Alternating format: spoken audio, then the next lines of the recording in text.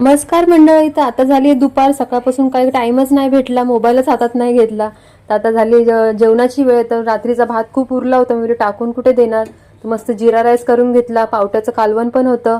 तर आता ते मस्त जेवण करून घेतलं. तिच्यासाठी डाळ भात ताजा केला होता मी. तर संध्याकाळी गेली होती मार्केटला, थोडं सामान घ्यायचं होतं. की मेन म्हणजे तेल संपत आलेलं, तेल नसलं तर काहीच होणार नाही, म्हणून तेल घेऊन आली आधी. तशीच थोडी पुढे गेली, भाजी वगैरे सगळं घेऊन आली, गाजर बीट वगैरे, तिला उपमा करायला वगैरे बरा पडतो पटकन घरामध्ये असलं तर. असं मग सगळं भरून घेतलं आधी. तशा पिशव्या ठेवल्या तर मग ते 2 दिवस पण म्हणलं तर पडून राहतील तशाच. मग आधी सगळं भरून घेतलं फ्रीजमध्ये वगैरे. नंतर या पहिल्यांदाच मी तुरीच्या शेंगा आणलेल्या भाजीसाठी ठेवल्या आणि थोड्या बोल्या उकडून तर बघूया कशा लागतात. मग जरा मीठ टाकलं भरपूर, पण ते हे मीठ मी टाकलेलं ते पण थोडं कमी पडलं. तुम्ही जरा जास्त टाकू शकता, मग अजून छान लागतील टेस्टला.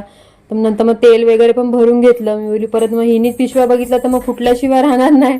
तर मग आधी तेल वगैरे कॅनमध्ये भरून घेतलं. तर ही जी मस्ती बघा, आम्ही चढतो तर फटाफट मस्त गॅलरीमध्ये, पण तिला उतरायला येत नाही. मला म्हणते घे घे. नंतर मग आता झाल्या शेंगा आपल्या उकळून, तर आता मस्त मी एन्जॉय करते. चला भेटू पुढच्या ब्लॉगमध्ये, तोपर्यंत बाय.